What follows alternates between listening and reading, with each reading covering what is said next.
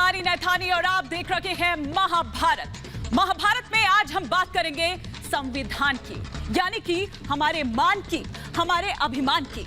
आज संविधान दिवस मनाया जा रहा है और इसी उपलक्ष्य में आज संसद के सेंट्रल हॉल में सुबह 11 बजे एक कार्यक्रम का आयोजन किया गया था, जिसमें राष्ट्रपति, उपराष्ट्रपति, प्रधानमंत्री समेत जो तमाम गणमान्य लोग हैं वो इसमें शिरकत करने के लिए पहुंचे थे, वो इसमें शामिल हुए थे। लेकिन कांग्रेस समेत तमाम जो विपक्षी पार्टियां हैं उन्होंने इसका बहिष्कार किया।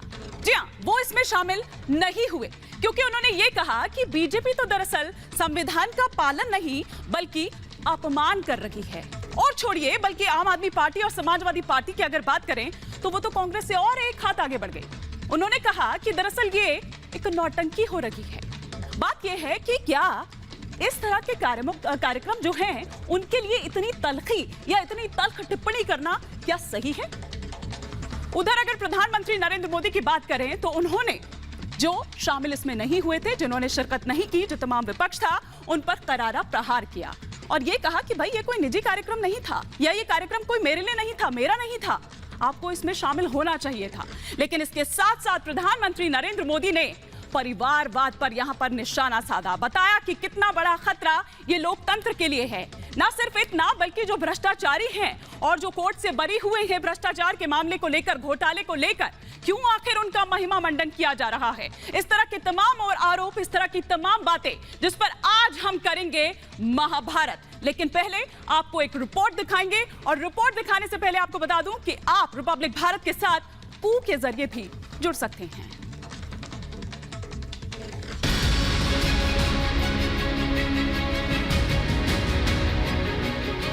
पीएम का परिवारवाद पर प्रहार।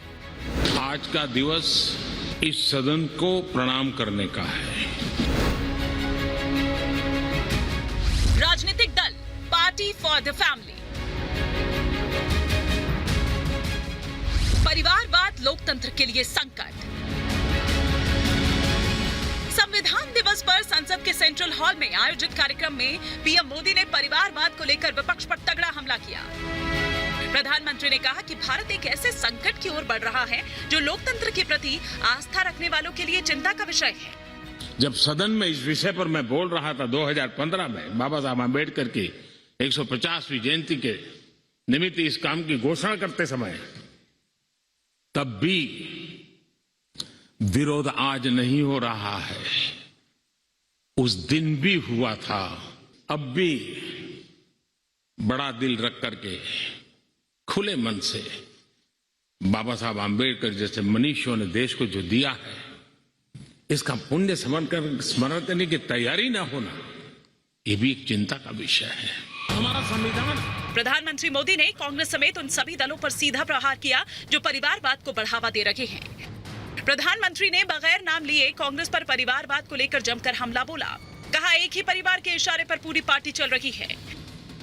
भारत एक संवैधानिक लोकतांत्रिक परंपरा है। राजनीतिक दलों का अपना एक अहम महत्व है और राजनीतिक दल भी हमारी संविधान की भावनाओं को जन जन तक पहुंचाने का एक प्रमुख माध्यम है। लेकिन राजनीतिक दल अपने आप में अपना लोकतांत्रिक कैरेक्टर खो देते हैं। जो दल स्वयं लोकतांत्रिक कैरेक्टर खो चुके हो, वो लोकतंत्र की रक्षा कैसे कर सकते हैं? संविधान दिवस पर आयोजित इस कार्यक्रम का कांग्रेस समेत 14 विपक्षी पार्टियों ने विरोध किया और प्रधानमंत्री मोदी ने इस पर भी विपक्षी दलों को आड़े हाथों लिया और कहा कि ये निजी कार्यक्रम नहीं है बल्कि देश का आयोजन है। नेशन फर्स्ट कालक्रम से राजनीति ने उस पर इतना प्रभाव पैदा कर दिया है कि देश हित भी कभी कभी पीछे छूट जाता है। प्रधानमंत्री मोदी के समर्थन में उतरे बिहार के मुख्यमंत्री नीतीश कुमार ने अपने राजनीतिक जीवन में कई बार कांग्रेस में पनपते वंशवाद और परिवारवाद को लेकर हमला किया है। नीतीश कुमार ने राहुल गांधी को हमेशा परिवारवाद की देन बताया है। लोग खुद को, अपने परिवार को, बाल बच्चे को, किसी को भी जो जगह पहुंचाते हैं तो उसका कोई मतलब है कि राजनीति से इसका कोई मतलब नहीं होना चाहिए। लेकिन आजकल कई दल इसी पर चले गए। तो आप समझ लीजिए कि अभी कुछ दिन के लिए भले ही वो रह जाएं, लेकिन कुछ समय के बाद उनका सर्वाइवल संभव नहीं होगा। संविधान दिवस के मौके पर पीएम मोदी ने परिवारवाद का मुद्दा उछालकर कांग्रेस को बेचैन कर दिया है। परिवारवाद की आड़ में गांधी नेहरू परिवार पर हमले का पुराना हथियार बीजेपी ने फिर बाहर निकाल लिया है। प्रियंका राहुल गांधी के मैदान में होने से बीजेपी के लिए मौका भी है और जरूरत भी। Bureau report, Republic Bharat. तो आखिरकार संविधान दिवस पर यह किस तरह की सियासत हो रही है? बड़ी ही शर्मिंदगी की बात है कि उस जगह पर सत्ता पक्ष और विपक्ष जो है वो साथ में नहीं थे। इसी पर आज हम करेंगे महाभारत। तमाम खास मेहमान मेरे साथ जुड़ चुके हैं पक्ष और विपक्ष से। आइए परिचय मैं आपका करवा देती हूं। पक्ष की ओर से हमारे साथ बीजेपी के national spokes person Prem Shukla ji हमारे साथ जुड़ चुके हैं। पॉलिटिकल एनालिस्ट अवनिजेश अवस्थी हमारे साथ है। इनके अलावा विपक्ष की अगर बात करूं तो मेरे साथ लीडर हैं समाजवादी पार्टी के कपिल श्रीवास्तव, रत्नाकर त्रिपाठी हैं, सीनियर लीडर हैं कांग्रेस के। इनके अलावा डॉक्टर सतीश प्रकाश हैं जो कि पक्ष रखेंगे बीएसपी का। लेकिन कपिल श्रीवास्तव जी, जिस संसद से आप चुने गए हैं, जो संसद तमाम अधिकार देता है हमें, जनता को, न केवल हमें और जनता को बल्कि आपको भी वही अधिकार देता है, वो आखिर नौटंकी कैसे हो गया?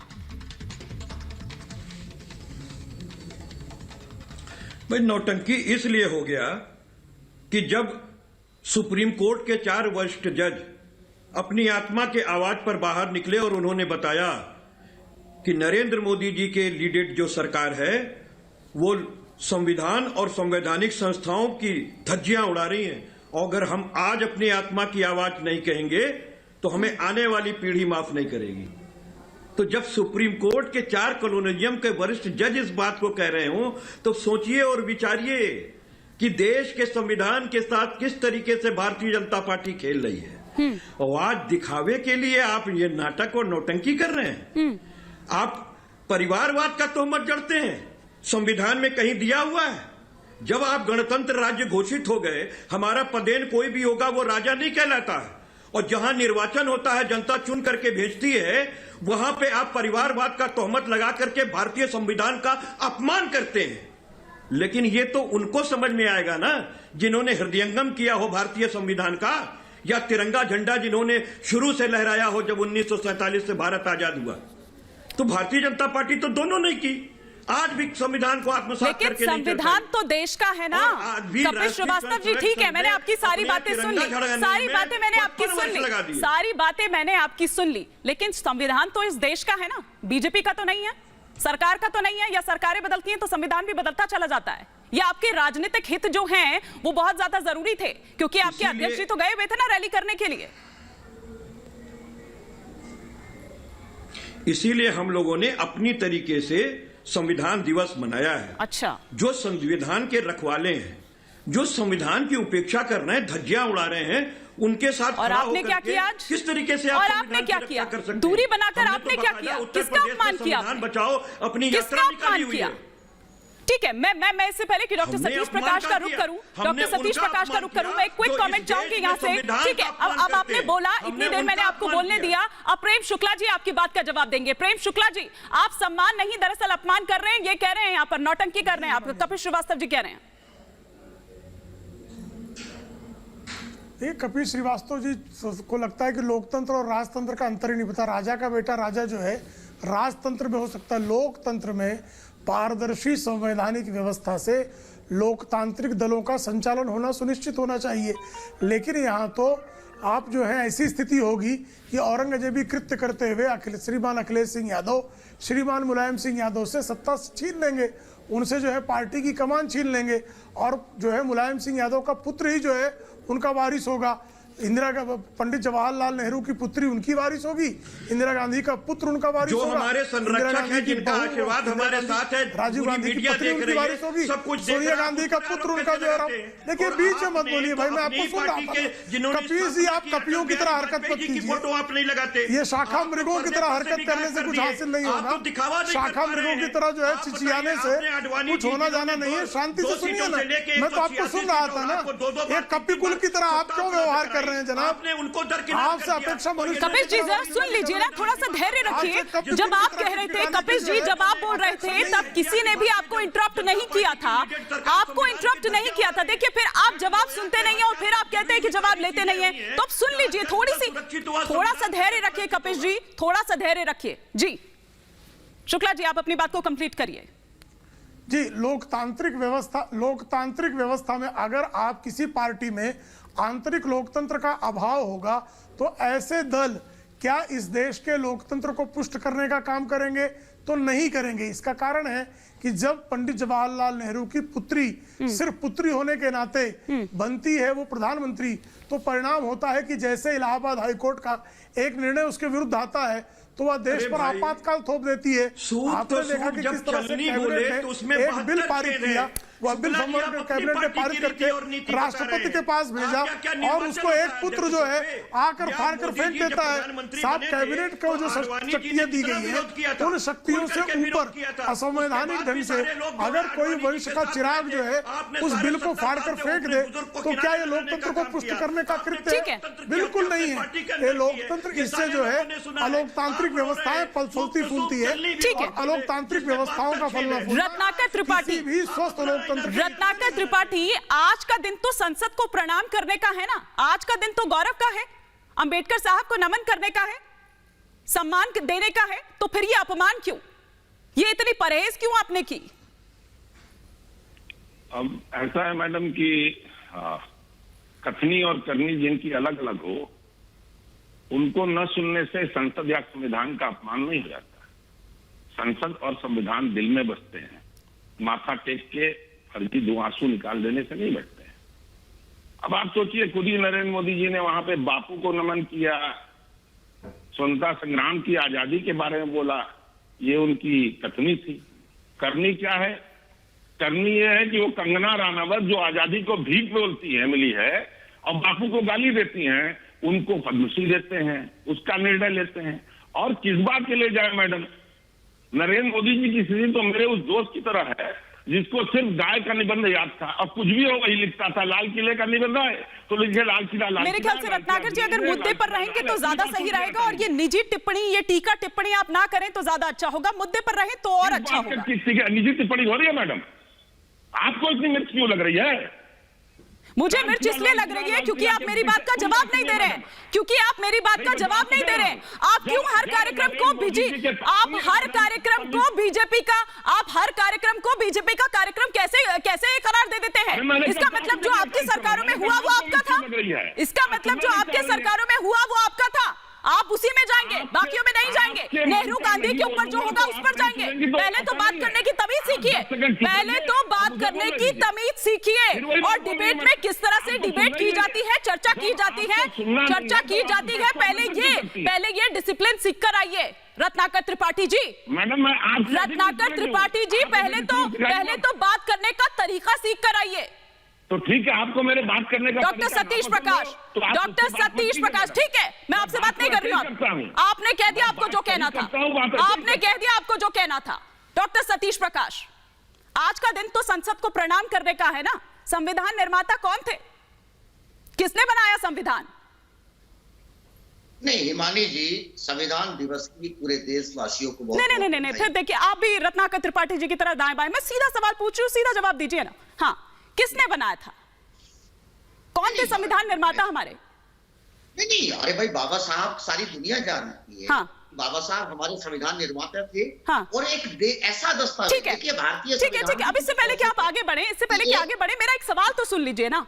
आपकी पार्टी, आप लोग कहते हैं, आपकी बहन जी कहती हैं कि अंबेडकर साहब के संकल्प को लेकर ही ये बनी है, उनको पूरा करने के लिए बनी है। फिर ये अपमान कैसे साहब, ये परहेज कैसी?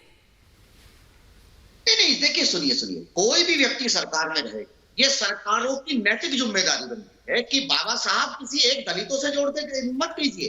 बाबा साहब, आपकी पार्टी तो उन्हीं का संकल्प पूरा करने के लिए बनी है ना साहब। बहन जी तो यही कहती है ना, बहन जी तो यही कहती है कि उनके संकल्प को पूरा करने के लिए ये पार्टी बनी है, बहुजन समाज पार्टी बनी है। फिर ये परहेज कैसी?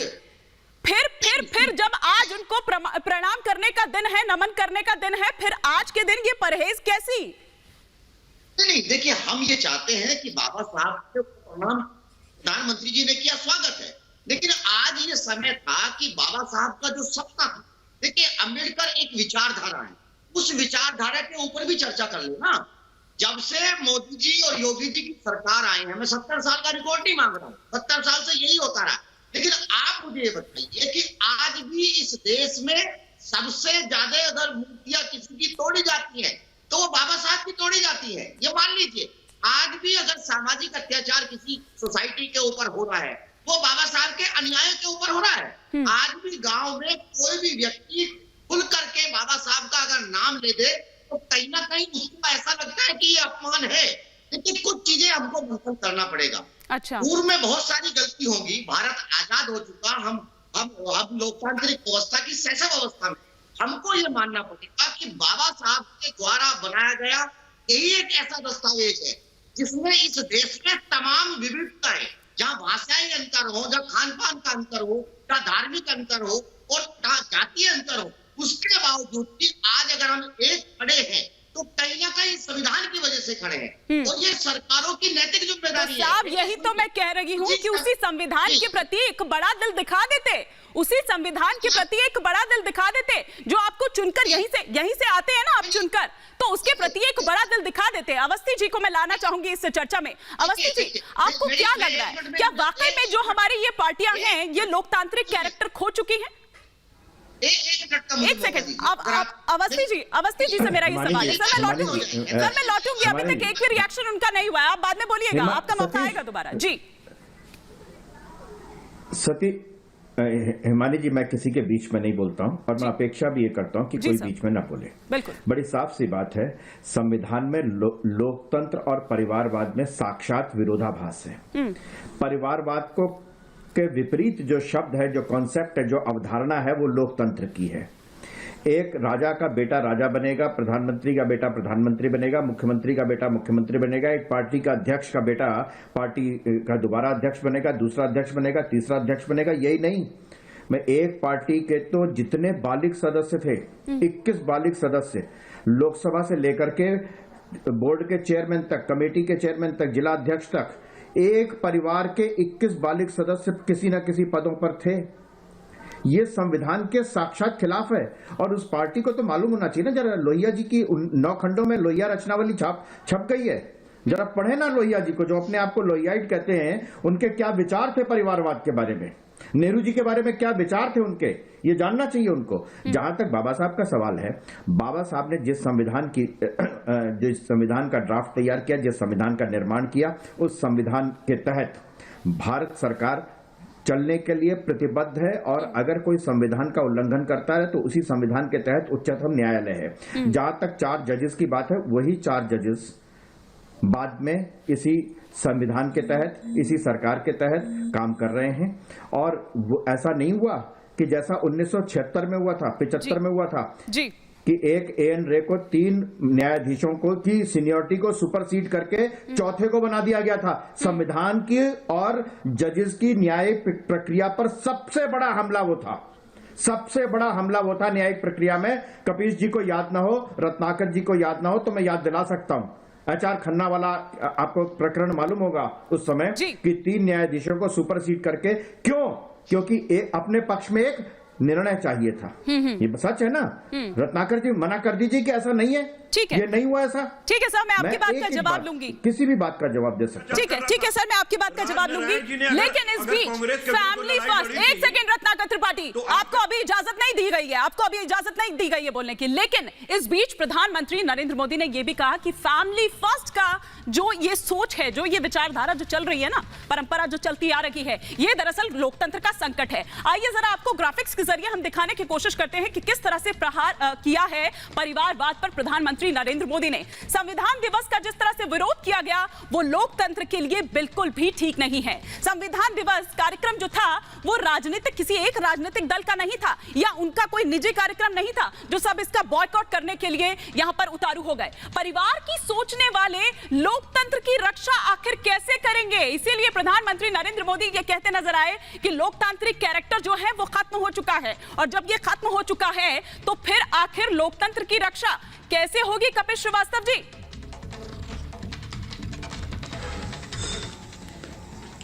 देखिए, बहुत सीधी सी बात आपको कह रहे हैं कि संविधान के अंदर लिखा है कि लोकतंत्र में निर्वाचन होगा। वहां तो परिवार का जिक्र नहीं है। अगर एक परिवार के 10 लोग चुने जाते हैं तो इसमें गलत क्या है? जनता चुनती है और जनादेश का अपमान भारतीय जनता पार्टी करती है क्योंकि वो संविधान का अपमान कर रही है। और जहां ये कहा गया है संविधान के अनुच्छेद में, ये बताएं परिवारवाद खतरा है कि नहीं है? ये संकट है लोकतंत्र का या नहीं है? धर्माधीशों को चुनाव लड़ा करके आस्था प्रभावित करके ये संकट है लोकतंत्र के लिए या नहीं है? कपिश जी सवाल तो सुनिएगा, परिवारवाद ये खतरा है लोकतंत्र पर संकट है कि नहीं है? अरे भारतीय जनता पार्टी टोटल संकट है लोकतंत्र के लिए। हाँ, अरे मैं क्या सवाल पूछ रही हूँ, आप क्या सवाल कर रहे हैं? जब भारतीय जनता पार्टी की बात आएगी तो ठीक है, मैं उनसे पूछूंगी। शुक्ला जी हैं जवाब देने के लिए। आप काहे इतना बीपी बढ़ा रहे हैं अपना? आप जवाब दीजिए ना, ये संकट है कि नहीं है? नहीं, बीपी बढ़ाने की बात नहीं है। हाँ, तो जवाब दीजिए सर। नहीं, कैसा संकट आप देख रहे हैं? परिवार बताइए। हाँ। मुझे आप बताइए ये कैसा संकट आप पा रही हैं? हाँ। संकट तो पाया सर्वोच्च न्यायालय के कॉलोजियम के 4 वरिष्ठ जज ने। उन्होंने कहा कि मोदी सरकार आप ये कहना चाह रहे हैं, अभी थोड़ी देर पहले शुक्ला जी कह रहे थे, मतलब आप ये कहना चाह रहे हैं कि राजा का बेटा राजा ही हो, मतलब योग्यता आधार नहीं हो, मतलब योग्यता आधार नहीं हो साहब। रंजन गोगोई बने ना, चीफ जस्टिस बने, नहीं हुआ था। उनकी आपके बारे में राय बता दूं? वो उन जजेस की आपके बारे में राय बता दूं? आपके बारे में नहीं किया था क्या? उनकी सीनियर बताओ ना, आपके बारे में क्या राय है? उन जजेस की आपके बारे में राय क्या है? उन जजेस की आपके बारे में क्या राय है? आप खुद देखिए, आपके बारे में राय क्या आपकी पार्टी के बारे में? अत्याचार तो भारतीय जनता पार्टी की सरकार कर रही ये संविधान ये कहता है कि ये संविधान ये कहता है, आपको इस बात की इजाजत देता है कि आप निहत्थे राम भक्तों पर गोलियां चलाएं और सीना फुला के कहें कि मैंने इतने मार दिए। संविधान इस बात की आपको इजाजत देता है? आपको इजाजत देता है? आपको इजाजत देता है संविधान इस बात की? ये हमारे संविधान के क्या आप कहें है कि नहीं है? आप कहें, आप बताइए। ये धर्मनिरपेक्षता होती है कि मैं एमवाई को इकट्ठा करूंगा? ये संविधान आपको इजाजत देता है? नहीं है। और उसकी संविधान की धर्मनिरपेक्षता है ये? उसके हत्यारे को एक पार्टी का नेता कहे कि मुझे 90% नहीं, मुझे 100% मुसलमानों के वोट चाहिए, ये संवैधानिक है? ये खिंचवाएगा संविधान दिवस पे? ये घड़ियाली है। अरे आप बताइए ना। अरे मैं लोकतंत्र में चुने हुए नहीं, मैं तो नॉमिनेटेड की बात कर रहा हूँ। अरे नॉमिनेटेड की बात कर रहा हूँ। एक परिवार, मैं तो कहता हूँ कि सीधे सीधे एक नियम बनना चाहिए कि किसने, अरे जनप्रतिनिधि बनने के बाद किसके पास कितनी संपत्ति आई, भारत का कितनी संपत्ति आई, उसने क्या उनका बिजनेस किया, 50 साल राज कहाँ पे किसकी जमीन हड़पी, संविधान कभी कहता है किसकी जमीन हड़पी, कोई किसकी जमीन हथियाई, संवैधानिक पद पर बैठ के इसमें श्वेत पत्र आना चाहिए। साल तक देश में राज करेंगे, इसके मतलब आप भारतीय संविधान का अपमान कर रहे हैं। ठीक है, इसका जवाब मैं शुक्ला जी से ले लेती हूँ। शुक्ला जी से ले लेती हूँ। एक सेकंड कपिल जी, नहीं हिमानी जी, लोकतंत्र में अगर चुन करके आने का अधिकार है तो नरेंद्र मोदी की सरकार चुन करके आई हुई है। बात की कोई जांच नहीं होती है। लोकतंत्र में चुन करके आई हुई है और स्पष्ट बहुमत से चुन के आई हुई है, और आप स्पष्ट बहुमत से चुन करके आई हुई है। आपने कहा लोकतंत्र में चुन करके आने का हक है, लोकतंत्र में चुन करके आने का हक है, तो ये नरेंद्र मोदी की सरकार चुन करके आई है। जनता ने उसको जनादेश दिया, जनता ने उसको जनादेश दिया। ठीक है, अवस्थी जी और कपिश जी, आप दोनों को ही मैं रोकना चाहूंगी, लेकिन इस बीच, और इससे पहले कि मैं शुक्ला जी आपका रुख करूं, इस बीच में यहां पर बता रही हूं अपने दर्शकों को कि किस तरह से प्रधानमंत्री मोदी का कांग्रेस पर वार सीधा सीधा यहां पर था। कांग्रेस का जो तरीका है, प्रधानमंत्री ने यह कहा कि कांग्रेस का तरीका दरअसल यह है कि अपमान करो, तिरस्कृत करो। अभी आप रत्नाकर त्रिपाठी की भाषा भी सुन ही रहे थे। इधर कांग्रेस शासनकाल में रक्षा सौदे में सिर्फ घोटाले ही घोटाले हुए। रक्षा सौदे में बिचौलिया एक खास परिवार से जुड़ा हुआ था, इसीलिए बार बार जो परिवारवाद पर अटैक किया जा रहा था, न केवल यहां बल्कि और भी जिन जिन पर किया गया, नाम तो नहीं लिया, लेकिन सब बखूबी जानते हैं कि क्यों कहा, किसके लिए कहा और क्यों कहा गया। एयर स्ट्राइक पर कांग्रेस ने सवाल उठाया था, यह बात भी यहां पर प्रधानमंत्री नरेंद्र मोदी ने रखी। इसके अलावा बाबा साहेब का अपमान अब और नहीं सहेगा देश, जिस तरह से बार बार यह अपमान किया जाता है, लेकिन आज फिर अपमान किया गया इन पार्टियों की तरफ से। और पारिवारिक पार्टियां लोकतंत्र के लिए खतरनाक हैं। भ्रष्टाचारी का भी यहां पर जिक्र आया कि आखिर उनका महिमा मंडन क्यों किया जा रहा है। ऐसे नेताओं से एक गलत संदेश जाता है। हालांकि रत्नाकर त्रिपाठी जी तो मेरे साथ अब नहीं है कि मैं इस पर उनसे कोई रिएक्शन ले पाती, लेकिन प्रेम शुक्ला जी, कपिश जी जो आरोप लगा रहे थे उस पर आप जवाब दे दीजिए। जी, देखिए हिमानी जी, पार्टी में लोकतंत्र क्या होता है? भारतीय जनता पार्टी में आदरणीय नड्डा जी भारतीय जनता युवा मोर्चा के सामान्य कार्यकर्ता से काम करते हुए वो प्रदेश राष्ट्रीय स्तर पर काम करके वो राष्ट्रीय अध्यक्ष बनते हैं। आदरणीय अमित शाह जी वार्ड में भारतीय जनता युवा मोर्चा के वार्ड अध्यक्ष से शुरू करते हैं अपना करियर और राष्ट्रीय अध्यक्ष बनते हैं। आदरणीय नरेंद्र मोदी जी प्रदेश की टीम में काम करना प्रारंभ करते हैं और कालांतर में जो राष्ट्रीय अध्यक्ष प्रधानमंत्री पद के प्रत्याशी बनते हैं। राजनाथ सिंह जी हैं वो मंडल स्तर से काम प्रारंभ करते हैं। आप बताइए ना, अखिलेश सिंह यादव जो है उन्होंने कौन से स्तर पर काम किया सीधे प्रदेश अध्यक्ष, और क्यों बने? क्योंकि मुलायम सिंह यादव के पुत्र थे वो। राहुल गांधी क्यों जनरल सेक्रेटरी सीधे बने? क्योंकि वो राजीव गांधी के पुत्र थे। प्रियंका वाड्रा सीधे जो है राष्ट्रीय महासचिव क्यों बनती है? अरे ये फिर बीच में बोले। हिमानी जी क्या तरीका है? कपिल जी सुन लीजिए ना, मैं लौटूंगी आपके पास, लेकिन सुन तो लीजिए पहले। जी शुक्ला जी बोलिए। प्राइम मिनिस्टर की बात चली 2014 हिमानी जी जरा इनको शांत कराएं ताकि स्वस्थ। कपिल जी ये सवाल मेरा शुक्ला जी से था। कपिल जी ये सवाल मेरा शुक्ला जी से था, जब आपके पास आऊंगी आप बोलिएगा। जी शुक्ला जी आप अपनी बात कंप्लीट करिए। जी हिमानी जी जरा शांत कराएं। कह दीजिए कि आडवाणी तो देखिए, अरे कपिल जी थोड़ा सा धैर्य रखिए, मैं लौटूंगी आपके पास, आपको भी बराबर मौका दिया जाएगा और दिया जा रहा है। और भी पैनल पे और भी गेस्ट हैं, यादव हो चाहे अखिलेश यादव हो, चाहे प्रियंका वाड्रा हो, चाहे एमके स्टालिन हो, चाहे उद्धव ठाकरे हो, चाहे जगनमोहन रेड्डी हो, ये सारे लोग जो है, चाहे अभिषेक बनर्जी हो, ये सब परिवारवाद के कारण ही राजनीति के शीर्ष पदों पर पहुंचते हैं। ठीक है। इनका जो है कैडर के साथ काम करने का कोई अनुभव नहीं होता। इनका राजनीतिक अनुभव जो है विभिन्न चरणों में काम करने का नहीं होता है। क्योंकि ये विशेष व्यक्ति के पुत्र हैं इसलिए आते हैं। तो ऐसे में ये लोकतंत्र को कैसे पुष्ट करेंगे? ऐसे में ये तानाशाही करते हैं, ये अपने साथियों के साथ जो है अत्याचार करते हैं, लोकतांत्रिक व्यवस्था को नष्ट भ्रष्ट करने का काम करते हैं। मां की गाली देते हैं। ठीक है। डॉक्टर सतीश प्रकाश भी बहुत देर से उन्होंने कुछ रिएक्ट नहीं किया है, लेकिन डॉक्टर सतीश प्रकाश, ठीक है सर, थोड़ा सा डॉक्टर सतीश प्रकाश, वैसे तो जब बाबा साहब की जयंती आती है तब तो एक होड़ सी मच जाती है कि वो किसके जिलावार बड़े बड़े कार्यक्रम किए जाते हैं, बड़ा उनको सम्मान देने की एक होड़ सी मच जाती है। क्या ये छलावा है, आडंबर है? देखिए हिमानी जी, आज ये मौका है हम अंतर्मन से ये बात सोचें। अगर हम सच्चे अम्बेडकरवादी हैं तो बाबा साहब की कुछ बातों को आपको मानना पड़ेगा। देखिए बाबा साहब का जो बनाया पूरा देश मानता है, दुनिया मानती है, कहीं ना कहीं उनका एक विचार। सुनिए देखिए उस संविधान की प्रस्तावना में क्या लिखा हुआ है कि सरकारों की ये नैतिक जिम्मेदारी होगी कि वो जनता के बीच वैज्ञानिक सोच को बढ़ावा देंगे, धार्मिक सोच को बढ़ावा नहीं देंगे। देश के प्रधानमंत्री जी को ऐसे कार्यक्रम से, ऐसी व्यवस्थाओं से दूर रहना चाहिए। वो किसी पार्टी विशेष के मुख्यमंत्री नहीं है। और देखिए मैं यहाँ, हमारे अजमेर अवस्थी जी यहाँ बैठे हैं, ये सच है कि संविधान समीक्षा की बात करने वाले सबसे पहले अटल बिहारी वाजपेयी जी थे। ये सौभाग्य की बात है कि बाबा साहब के अनुयायी एक दलित समाज के राष्ट्रपति थे। उन्होंने कड़े विरोध के बाद सरकार कहीं ना कहीं इन मामलों को देख करके रह गई। देखिए बाबा साहब को सिर्फ दलितों से मत जोड़ो। हिमानी जी यही बाबा साहब थे जिन्होंने भारत के पहली सरकार से सबसे पहले इस्तीफा दिया। इस्तीफा इसलिए दिया कि उन्होंने कहा कि मैं वीकर सेक्शन के लिए काम किया। भारत में महिलाओं की स्थिति बहुत बेहतर नहीं है, स्पेशली हिंदू महिलाओं की, क्योंकि मुस्लिमों में शरीयत कानून था। वो भारत की हिंदू महिलाओं के लिए हिंदू कोड बिल लेकर के आना चाहते थे। हिंदू कोड बिल का मतलब समझ रहे? 1950 में अगर भारत की हिंदू महिलाओं के संपत्ति में अधिकार मिल जाता तो भारत की महिलाओं की स्थिति कितना बेहतर होते। मेरा कहने का मतलब ये है कि देखिए बाबा साहब को आप मानिए, कोई भी सरकार हो, चाहे आज मोदी जी की सरकार हो सकता है कल किसी और की सरकार हो, लेकिन बाबा साहब का एक सपना था।